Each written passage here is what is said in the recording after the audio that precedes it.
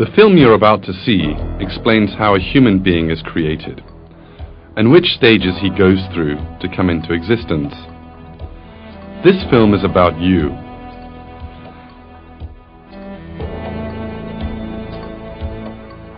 Let us now take a brief trip in time and go back to the past. Let us study an extraordinary story, one full of miracles.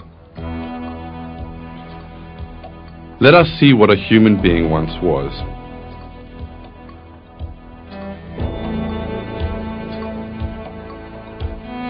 A single cell in the mother's womb. A helpless thing in need of protection, smaller than a grain of salt. You too once consisted of this single cell, just like everybody else in the world.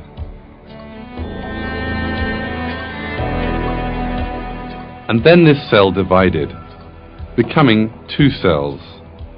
Then they divided and became 4, then 8, and then 16 cells. The cells continued dividing. First a piece of flesh emerged, then this piece of flesh took shape. It developed arms, legs, eyes. It grew 100 billion times larger than the initial cell and 6 billion times heavier.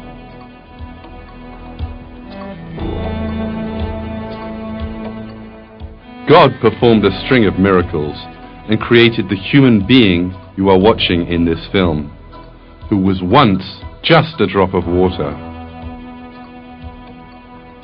He revealed to man how he created him in the Quran in these words. Does man think that he will be left uncontrolled, without purpose? Was he not once a drop of ejected semen? Then he became a clot. So he created and fashioned him and made him into 2 sexes, male and female. Is he who does this not able to bring the dead to life?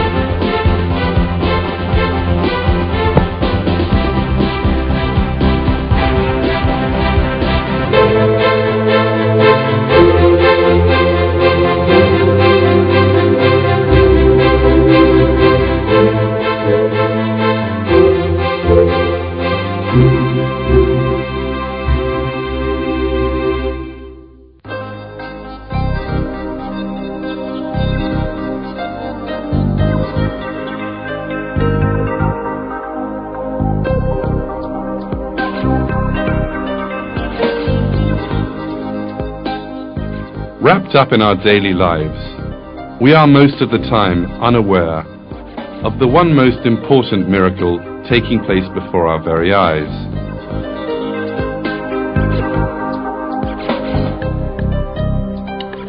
This miracle is the miracle of creation in human beings. The first miracle of creation begins in a woman's body, in the organ called the ovary, with the maturing of a single egg cell.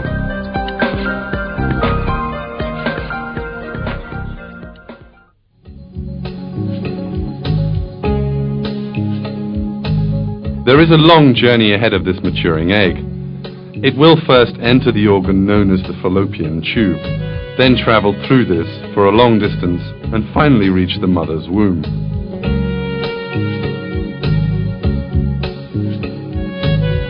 Shortly before the mature egg is released from the ovary, the fallopian tube gets ready to catch it, With sensitive movements, it tries to locate this egg cell on top of the ovary. As a result of this search, the fallopian tube finds the maturing egg and pulls it into itself, and the egg's journey has begun at last.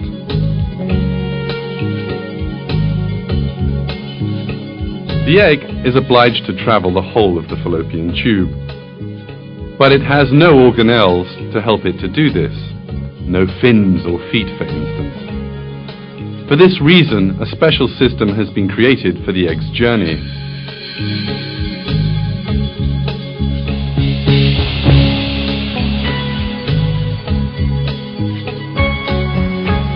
Billions of cells on the inner surface of the fallopian tube have been charged with ensuring the egg reaches the womb.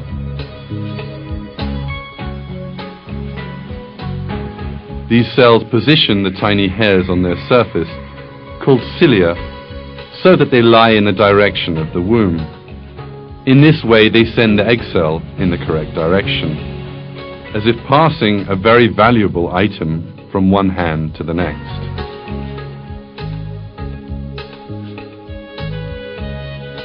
Consider this for a moment. These tiny hairs are part of a highly intelligent plan and have been situated just where they need to be in just the shape they need to be. All of them together, they perform a carrying motion in a unified direction.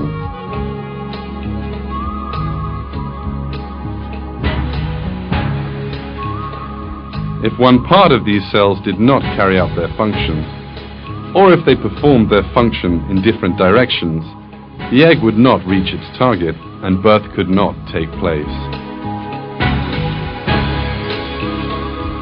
God's creation, however, is flawless, and every cell carries out the task assigned to it without error. In this way, the egg cell progresses straight to the place which is being specially prepared for it, in other words, the mother's womb. But the egg cell, being so carefully carried, has a lifespan of only 24 hours. If it is not fertilized within this time, it will die. It needs a vital material in order to be fertilized: the sperm, which will come from the male body.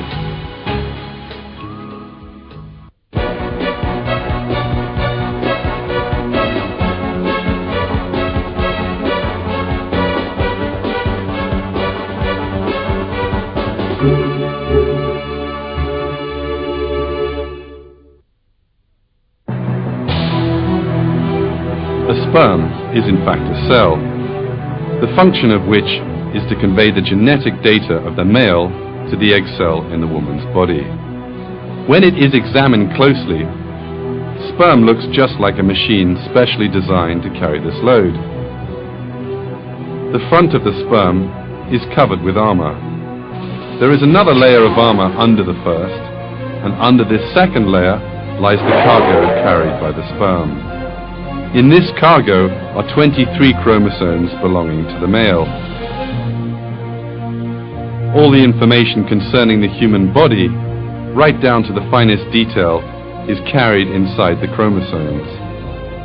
In order for a new human being to emerge, the 23 chromosomes in the sperm have to unite with the 23 chromosomes inside the mother's egg cell. In this way, the first foundations of a person's 46 chromosomes will be laid.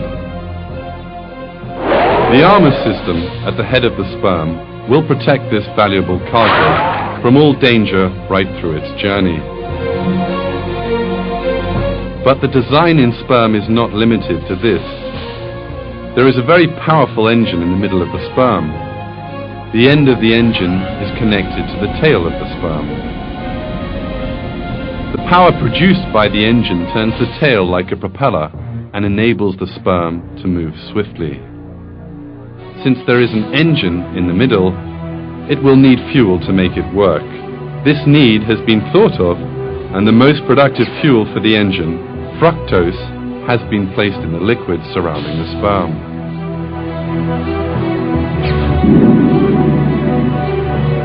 In this way, The fuel for the engine is provided throughout the length of the journey it will undertake.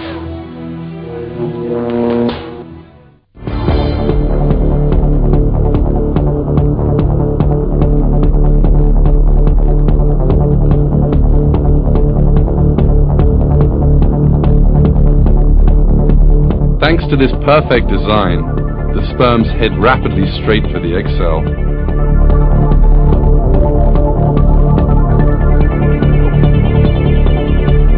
When the length of the sperm and the distance traveled are considered, it emerges that this is relatively as fast as a speedboat.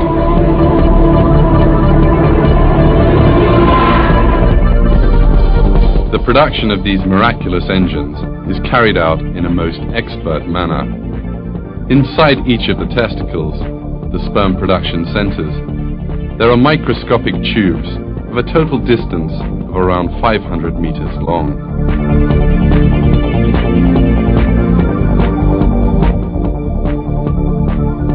The production inside these tiny tubes works just like the conveyor belt assembly system inside a modern factory. The sperm's armor, engine and tail parts are assembled onto one another in turn. What emerges as a result is a real wonder of engineering. We have to think a little in the face of this reality. How do these unconscious cells know how to prepare the sperms in the appropriate form, despite the fact that they know nothing about the mother's body?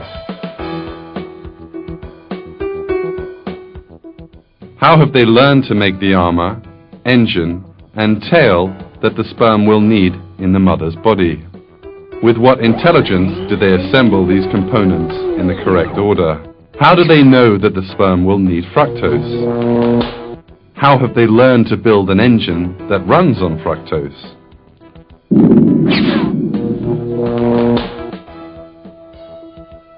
There is but one answer to all of these questions.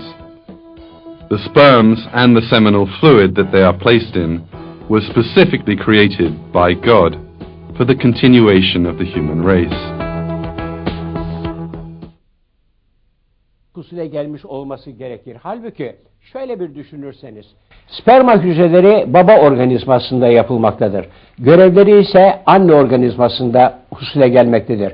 Ve dünya kurulalı beri, yani insanlık aleminin tarihinde hiçbir sperma yaptığı görevden sonra, anne organizmasındaki görevinden sonra baba organizmasına tekrar dönüp kendisini yapan hücrelere neler yaptığını, hangi güçlüklerle karşılaştığını, görevinin ne olduğunu söylemek imkanına sahip değildir.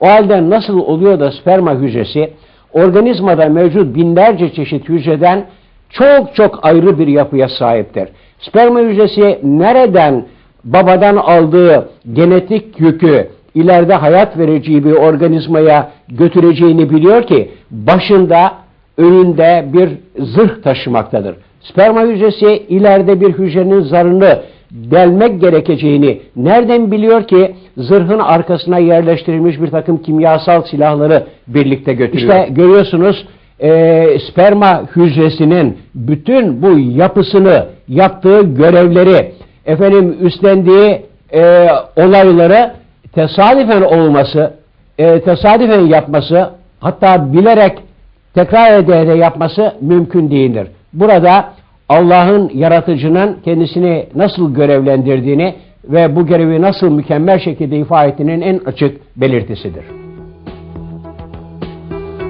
This wonderful planning in the design of sperm is in itself a miracle of creation. In fact, God draws special attention in the Quran to the creation of the seminal fluid in which the sperms exist.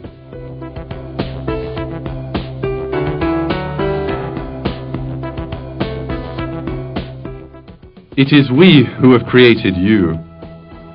Why then do you not accept the truth? Have you ever considered that seed which you emit? Is it you who create it, or are we the creator?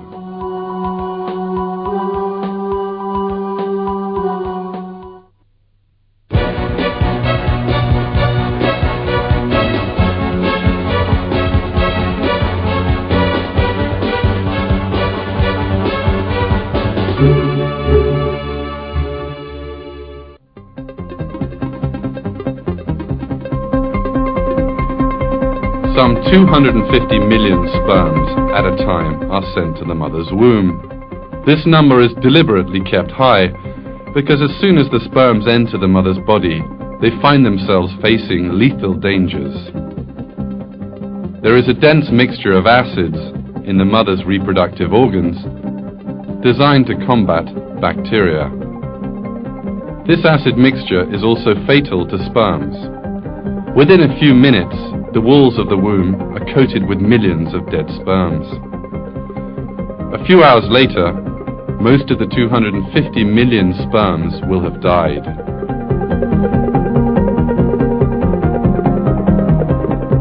This acid compound, which is most important for the mother's health, is so powerful that it can comfortably destroy all the sperms that enter the womb. In that event, fertilization could not take place, and the human race would come to an end. But God, who created the sperms, has also created precautions against the dangers that they will face in the mother's womb.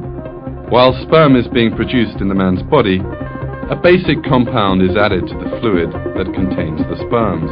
This compound partially eliminates the effect of the acid in the mother's womb.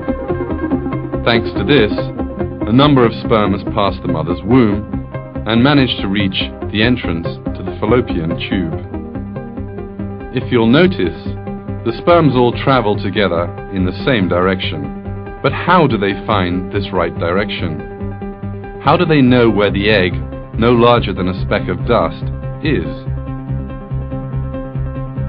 The sperms find the way to the egg because another perfectly created biological system comes into action. The egg gives off a chemical signal to attract the sperms, which are about 15 centimeters away from it. The sperms head straight to the egg thanks to this signal.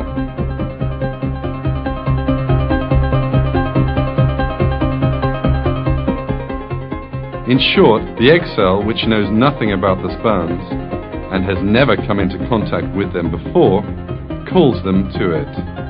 Two cells, perfect strangers to one another, engage in communication. This reality is another proof that egg and sperm are created in the most ideal form for each other.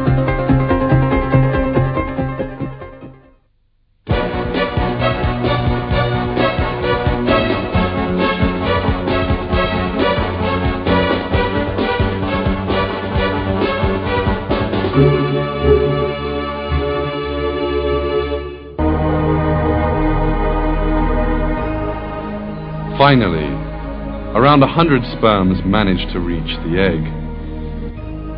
Yet the race is not yet over, because only one sperm will be allowed inside the egg. So another race begins. There is one particularly important obstacle confronting the sperms. This is a hard protective layer surrounding the egg, which kills off any unwanted microorganisms that may approach it. It is also extremely difficult to penetrate. In order to overcome this obstacle, special systems again are created in the sperm. Underneath the armor in the sperm's head, it houses secret weapons, which it has so far concealed.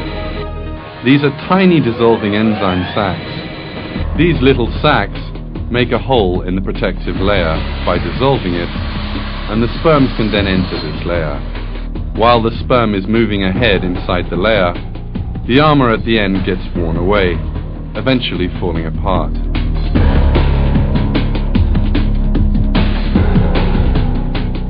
The falling apart of the armor is part of the perfectly functioning plan, because thanks to this, the second set of enzyme sacs inside the sperm can emerge.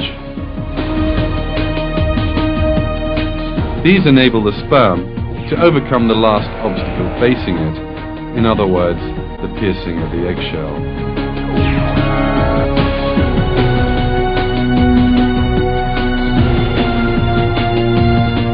You are now looking at pictures taken by an electron microscope. The sperm has red-colored armor. This armor melts away and the sperm enters the egg through its shell.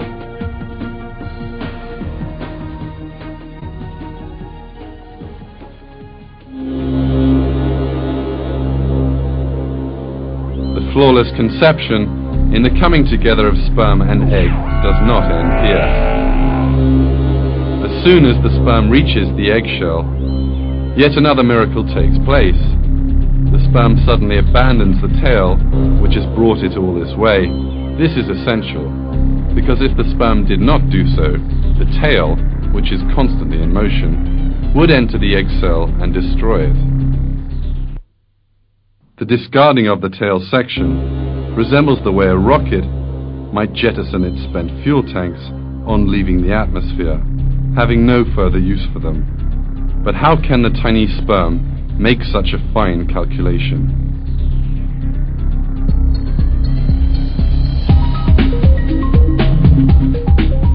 In order for the sperm to be able to make this calculation, it has to know that it has come to the end of its journey, and therefore has no further need for its tail. But a sperm is an unconscious biological machine, which has no intelligence and is not able to perceive its surroundings. God, who creates sperm, created it together with a system that enables the tail to fall off at just the right moment. The sperm, abandoning its tail, pierces the egg and deposits the load, in other words the chromosomes, through the hole it opens up. The process of the carrying of the genetic data in this way comes to an end. As a result of the harmonious functioning of hundreds of different and independent systems, genetic data regarding the man's body reaches the egg cell. As we have seen, even just the union of sperm and egg is only possible thanks to a perfect planning and design, leaving no room for any coincidence.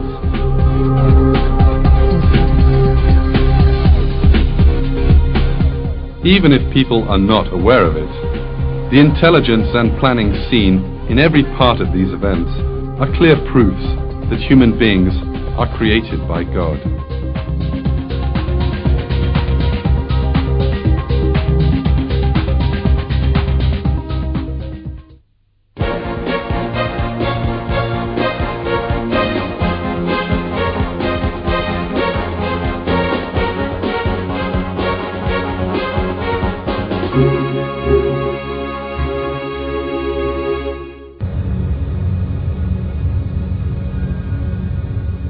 You are looking at an egg cell which is not yet joined with a sperm.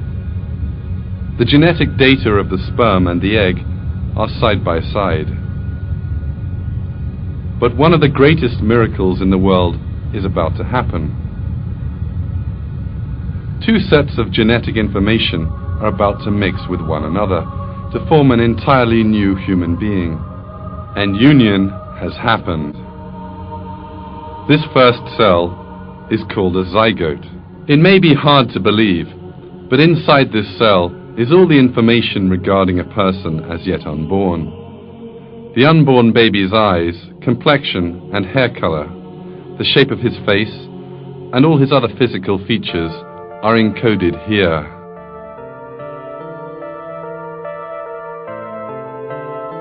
And it's not just his appearance, but also his skeleton, internal organs, skin, veins, and even the shape and number of the blood cells circulating in those veins, and all the other details of his body that are determined here.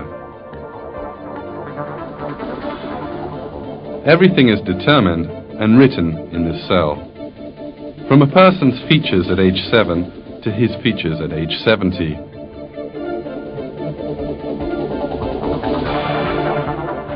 Shortly after fertilization, the cell will perform another very surprising action. It divides and two new cells form. Then these cells divide again and become 4 cells. The construction of a new human being has now begun. But why does the cell decide to divide? Why does it have the task of building a new human being?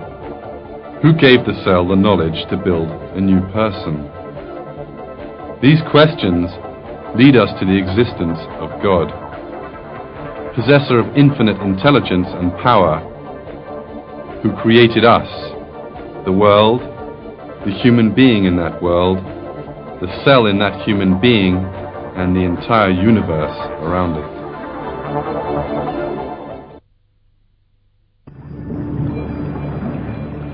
At this moment, you're seeing the journey inside the fallopian tube of the constantly dividing and multiplying cell. This collection of cells is known as a morula.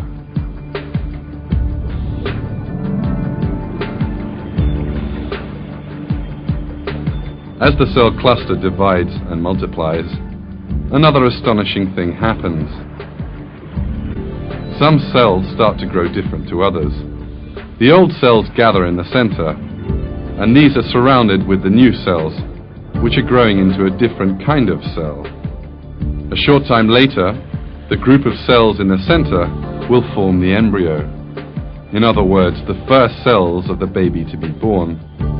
And the group of cells around these will form the placenta, which will nourish the embryo.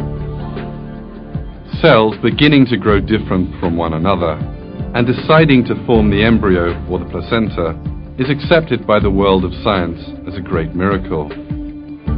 There is a secret order which makes these cells do this.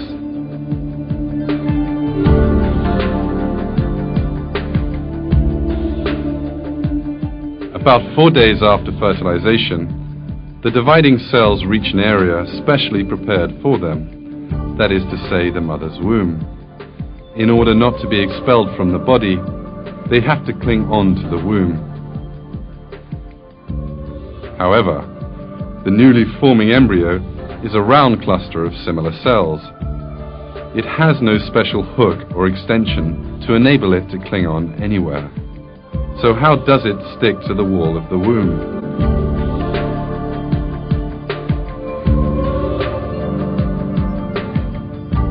This too has been taken into account. When these cells reach the wall of the mother's womb, a special system goes into operation. What you're now seeing is a cell cluster which has just reached the mother's womb, seen now under an electron microscope. The cells on the very outside give off a special enzyme which dissolves the womb wall.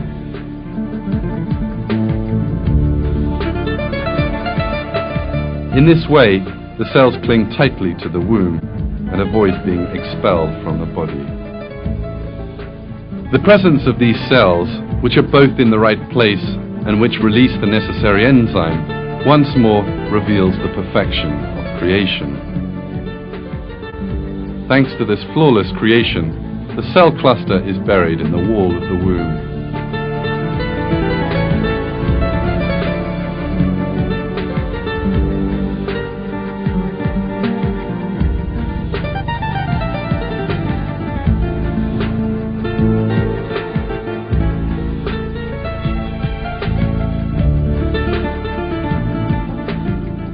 This new living creature, which sticks to the womb and begins to grow, is now known as an embryo.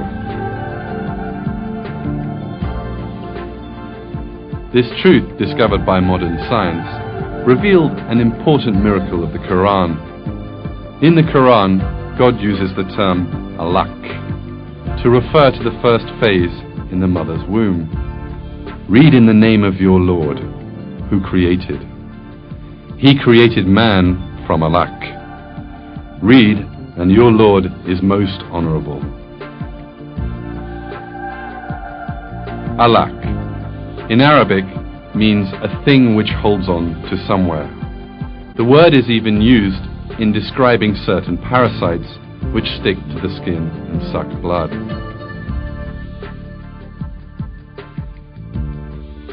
In other words, in the Quran, which was revealed to us at a time when man's knowledge of biology was still very limited, a word is used which exactly describes the embryo in the mother's womb.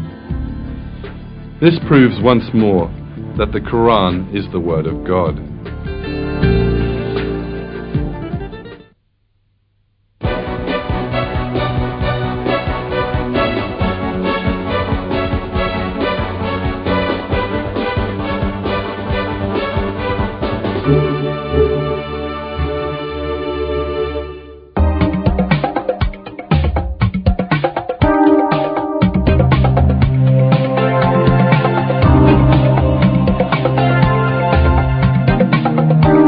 countless number of single-celled creatures live in our world, which is a planet full of life.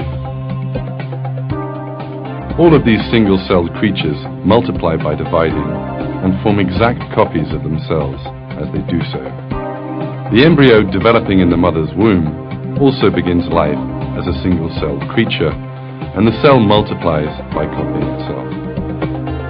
In this situation, unless there were a design, the cells of the unborn baby would all turn out to be the same, and what eventually would emerge would not be a human being, but a shapeless mass of organic matter. But nothing like that happens, because the cells are not unsupervised. A few weeks after the sperm and egg have come together, the cells start to differentiate, obeying a secret command which is apparently given to them. We are now witnessing this change, which is described as a miracle by all scientists. The unconscious cells have set about building the internal organs, the skeleton and brain.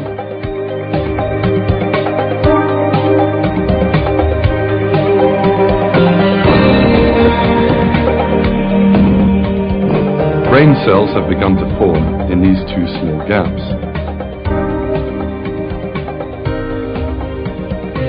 This view you are now seeing, taken under an electron microscope, is the first development of the brain. Brain cells will multiply rapidly here, and as a result of this growth, the baby will possess some 10 billion brain cells.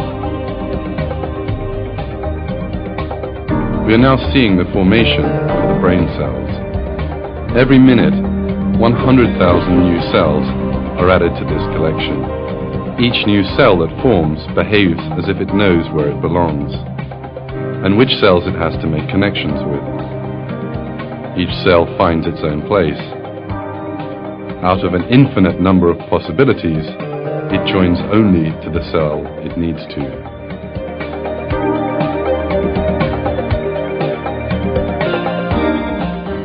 There are 100 trillion connections in the human brain.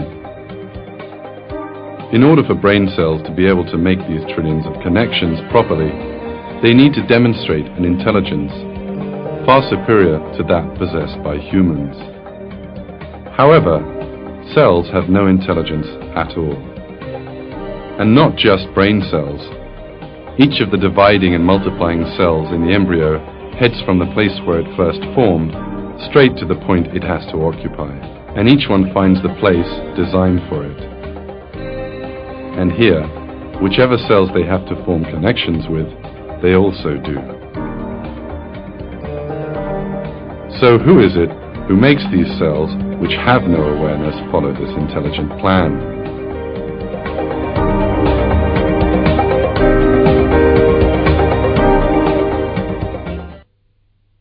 Bir yere gelir, rahme gireceği yeri seçer ve oraya yapıştıktan sonra aynı olan bütün bu hücreler nasıl oluyor da birdenbire bir yerden bir emir almış gibi hepsi ayrı ayrı yerlere göç ederek ayrı ayrı organların oluşmasını sağlamaya çalışırlar. Bu açıkça gösteriyor ki bu aynı olan hücreler, ne yapacaklarını bilmeyen hücreler, bütün genetiği, DNA'ları aynı olan hücreler bir yerden bir emir alarak bazıları beyni, bazıları kalbi, bazıları ise diğer organları teşkil ederler.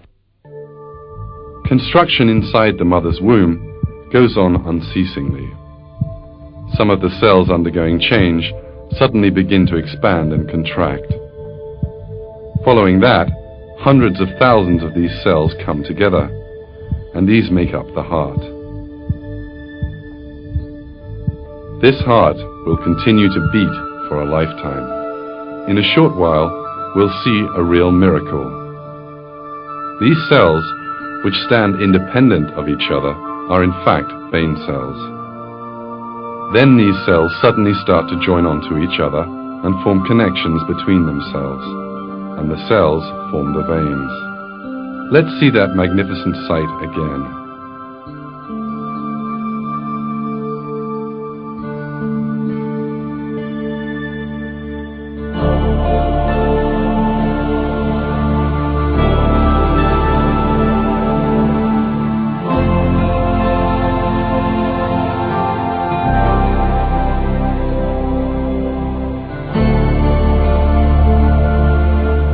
How have these cells learned that they have to form a vein, and how can they do it? That is one of the questions that science has not yet found an answer to. The vein cells eventually make a perfect tubing system with no cracks or holes in it. The internal surface of the veins are smooth, as if made by expert hands. This perfect vein system will soon begin to carry blood to every part of the baby's body. The length of the vein network is more than 40,000 kilometers. That is almost as long as the circumference of the Earth. Developments in the mother's womb go on non-stop. In the 5th week, the embryo's arms and legs become visible. This bump will later turn into an arm. Some cells will then begin to form into hands.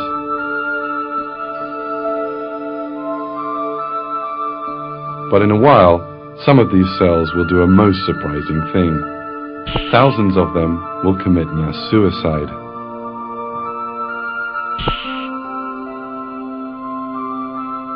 Why do these cells kill themselves?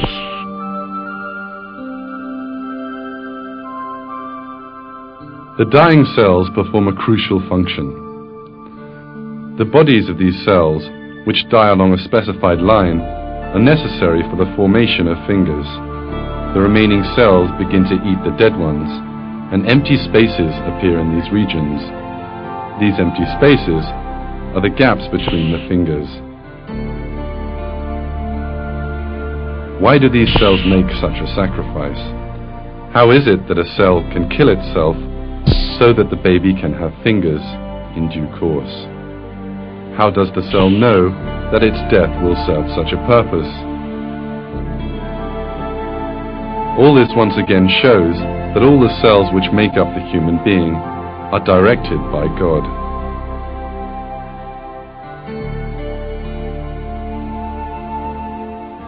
At this point, some cells have started to make legs.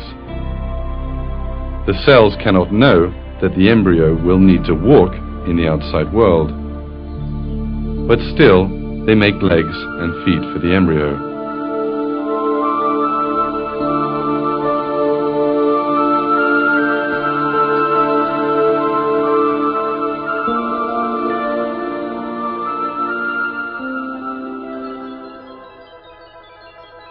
You are now looking at the face of a 4-week-old human being.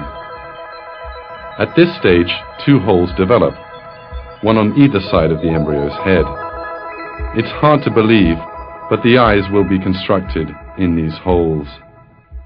Development of the eyes starts in the 6th week. The cells operate with an unbelievable plan for months, and one by one form the different regions of the eyes. Some cells build the cornea, some the pupil, and others the lens. Each cell stops when it reaches the limit of the region it has to build. And the eye, which consists of some 40 different components, is constructed flawlessly.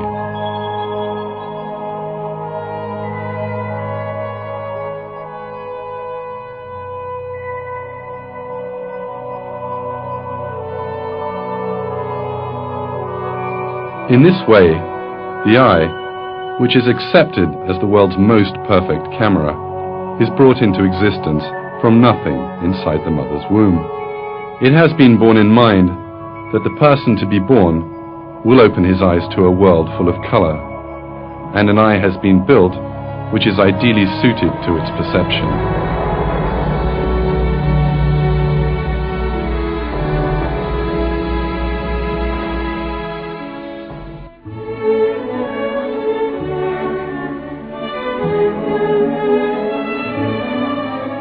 The sounds this as yet unborn person will hear and the music he will listen to have also been taken into consideration.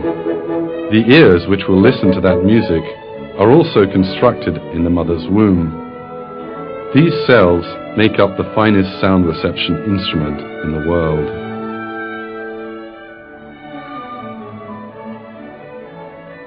These scenes remind us once more that sight and hearing are in fact great blessings that God has bestowed upon us. God puts it this way in the Quran: "And God has brought you out from the wombs of your mothers while you know nothing, and He gave you learning, sight and hearts, that you might give thanks."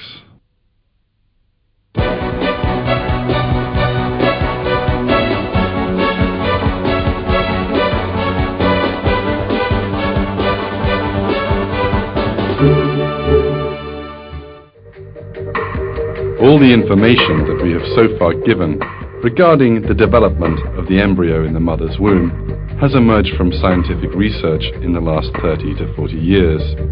And this new information has enabled more new miracles of the Quran to be grasped.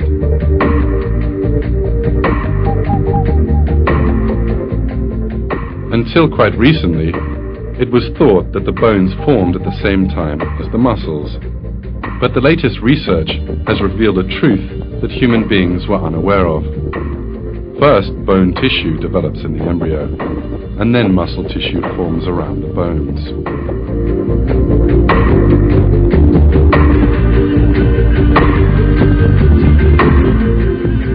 The interesting thing is that this newly discovered fact was revealed 1400 years ago in the Quran. We then formed the drop into a clot, and formed the clot into a lump, and formed the lump into bones, and clothed the bones in flesh, and then brought him into being as another creature. Blessed be God, the best of creators.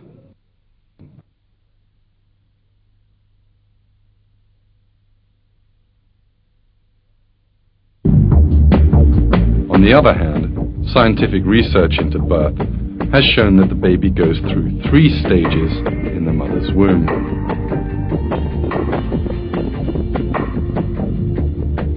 This fact is described in the following way in a textbook on embryology, Basic Human Embryology.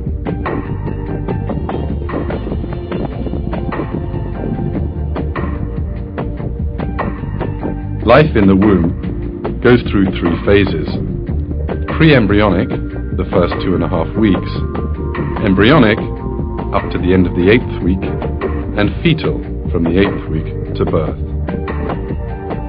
This information, which was come by with the use of modern technology, the result of long years of research, was nevertheless given in the Quran some 1400 years ago.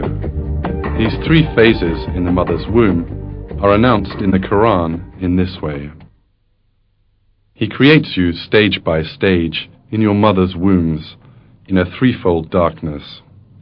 That is God, your Lord. Sovereignty is His. There is no God but Him. So what has made you deviate?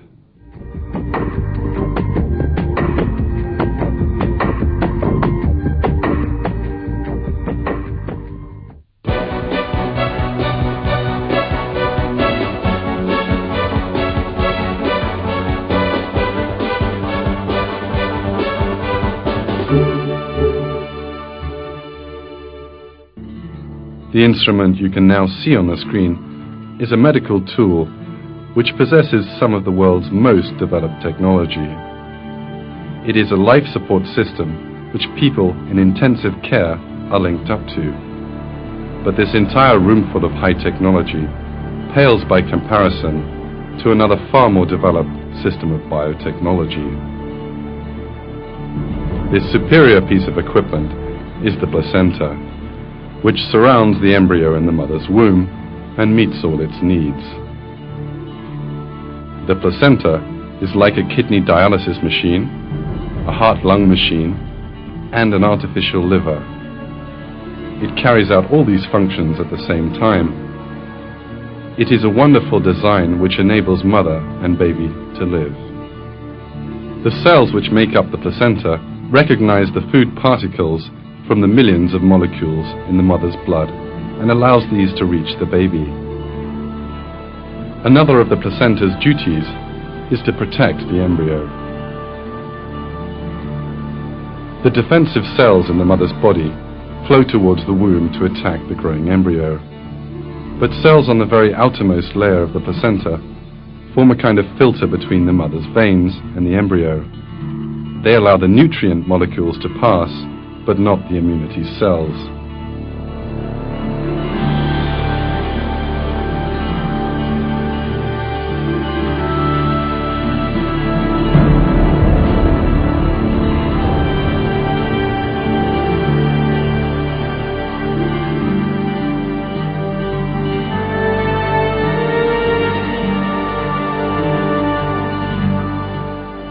If the job of taking care of the growing embryo's needs had been given to a human being and not the placenta, then the embryo would not survive more than a few minutes.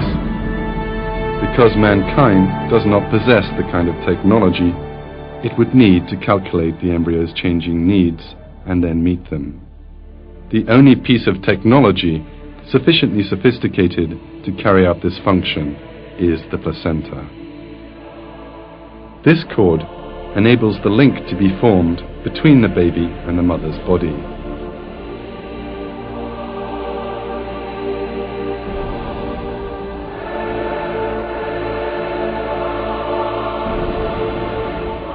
This cord, which is cut and thrown away after birth, is in fact a true wonder of engineering and carries out vital tasks for 9 months.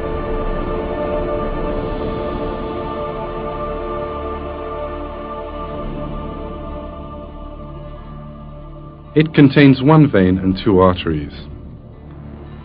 The vein carries food and oxygen to the embryo. Thanks to this, the embryo does not drown, even though it lives in a liquid-filled environment and its lungs are full of water. It does not die, even though its digestive system has not yet been constructed and it cannot eat. Both of these 2 basic needs are provided for the embryo through its placenta. The arteries remove the carbon dioxide and waste food products from the baby's body. Neither the mother nor the embryo growing in her womb are aware of these systems and processes.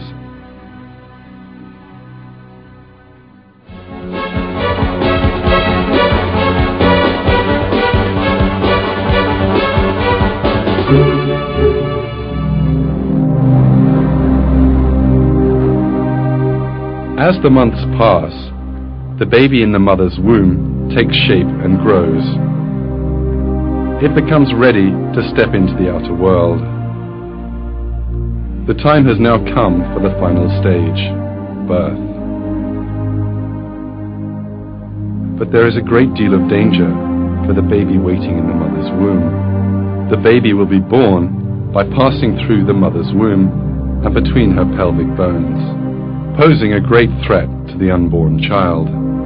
During birth, the baby's head will be squashed in these narrow areas, and its skull will come under pressure. But here again, a special precaution has been taken to protect the baby's health. The bones in the skull of the newborn baby are soft. Furthermore, unlike those found in adults, the bones which make up the skull are not fused together. Thanks largely to this, the bones are able to slide onto one another during birth. The gaps between the bones stop the skull from being crushed during this process. In this way, the baby is born healthily, and its skull and brain come to no harm. In the months that follow, its skull will harden, and the baby will lead its life in a healthy way.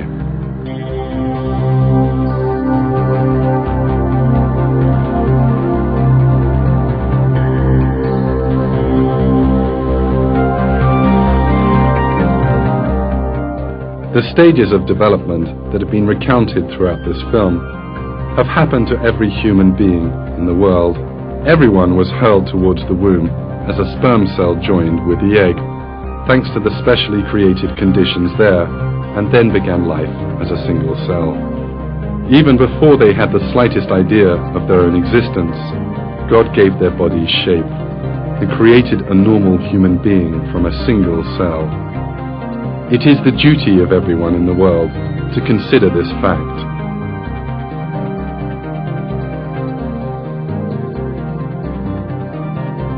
And your duty is to consider how you came to be, and to be grateful to God.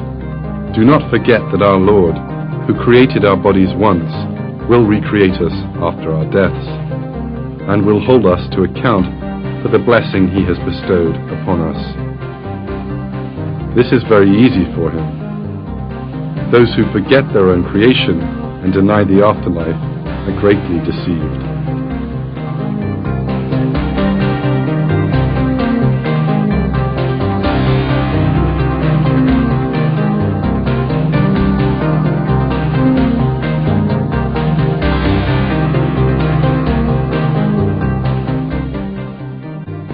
God speaks of these people in the Quran. Does not man see that we created him from a drop, yet there he is, an open antagonist. He makes likenesses of us, and forgets his own creation, saying, "Who will give life to the bones when they are decayed?" Say, He who made them in the first place will bring them back to life. He has complete knowledge of every created thing.